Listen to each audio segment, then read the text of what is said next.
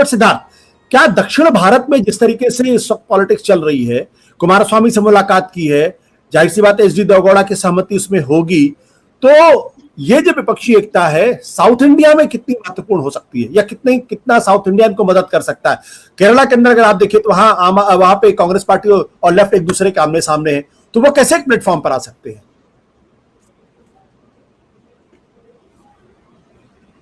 सिद्धार्थ अपने को अनम्यूट करिए।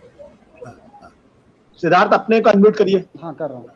हाँ आशुतोष जी, बात ऐसी है कि जब दक्षिण भारत की बात करते हैं तो भारत के जितने भी तटीय राज्य हैं, बंगाल से लेके और गुजरात तक, इन सभी राज्यों की लोकसभा सीटों को अगर आप मिला दें तो करीब करीब 270 सीटें बनती हैं। और उन 270 सीटों में भाजपा बमुश्किल 100 सीट पर है, कांग्रेस को सिर्फ 30 सीटें हैं।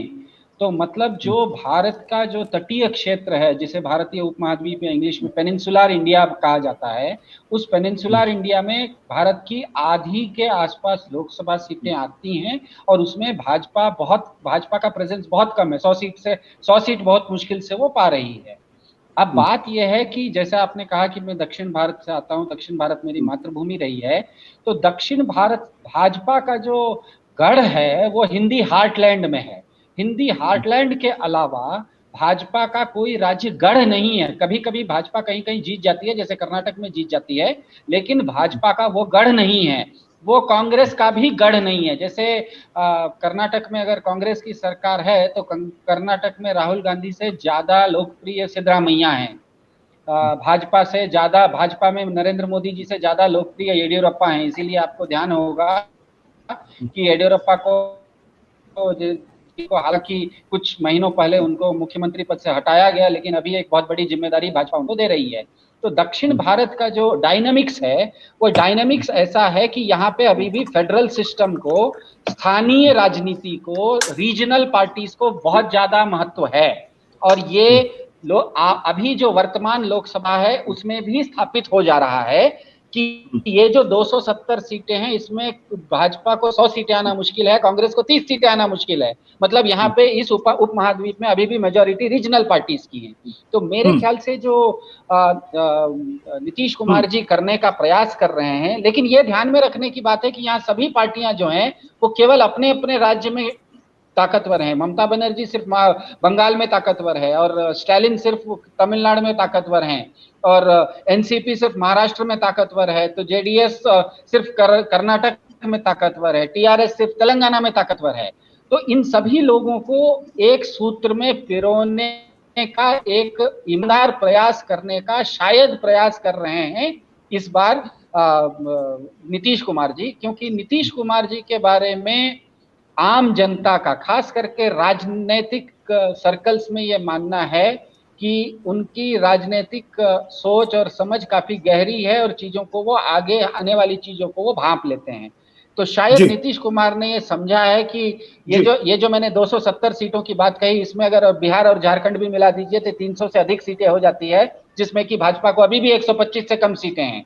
लेकिन यहाँ ये भी ध्यान रखने की बात है कि भाजपा को कुल भारत में अभी भी करीब करीब 40% वोट मिल रहे हैं। तो अगर भाजपा को कोई भी, किसी भी तरह का समीकरण भाजपा को अगर आने वाले लोकसभा चुनाव में एक सफल चुनौती देना चाह रहा है तो उसको दो काम करना पड़ेगा। जैसे किसी चीज को आप कैंची से जब काटते हैं तो ऊपर और नीचे दोनों से काटते हैं, तो ये केवल और केवल राजनीतिक गठबंधनों से ये चुनाव आप नहीं जीत सकते, क्योंकि भाजपा हिंदी हार्टलैंड में खास करके मध्य प्रदेश और उत्तर प्रदेश वगैरह में काफी बहुत ज्यादा ताकतवर है, 50% उसको वोट आ रहे हैं।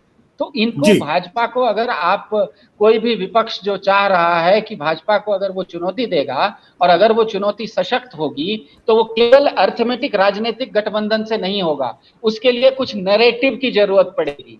और शायद अभी हम जो देख रहे हैं, टीआरएस के जो तेलंगाना के जो मुख्यमंत्री हैं वो जिस तरह की बातें कर रहे हैं कि अगर भाजपा मुक्त इस देश में सरकार बनती है तो हम किसानों को ये देंगे और बिजली मुक्त करेंगे, तो ये चीज बता रही है, जिस तरह से एमके स्टालिन ने अभी हाल फिलहाल में कहीं उत्तर भारत से लोगों को बुलवा के अपने यहाँ पे स्कूल वगैरह खोलने की कोशिश की, तो ये सब बताना चाह रहे हैं कि एक जॉसलिंग हो रही है। ये लोग कोशिश कर रहे हैं कि नरेटिव में भी सिर्फ पिछले बार 2019 के तरह सिर्फ एरिथमेटिक गेम न खेला जाए, नरेटिव में भी भाजपा को परेशानी में डाला जाए। और नैरेटिव में भाजपा को परेशानी में डालने में अभी फिलहाल विपक्ष ताकतवर इसीलिए है क्योंकि भाजपा ये स्पष्ट है कि पिछले कुछ महीनों से अपने अधिकार का और खास करके जांच एजेंसियों का जो हर तरह से दुरुपयोग कर रही है, चाहे वो गोवा में हो चाहे महाराष्ट्र में हो। हाल फिलहाल में हमने खंड में देखा बिहार में नीतीश कुमार के वो हाथ लगा रहे थे, इसीलिए नीतीश कुमार को बाहर निकलना पड़ा।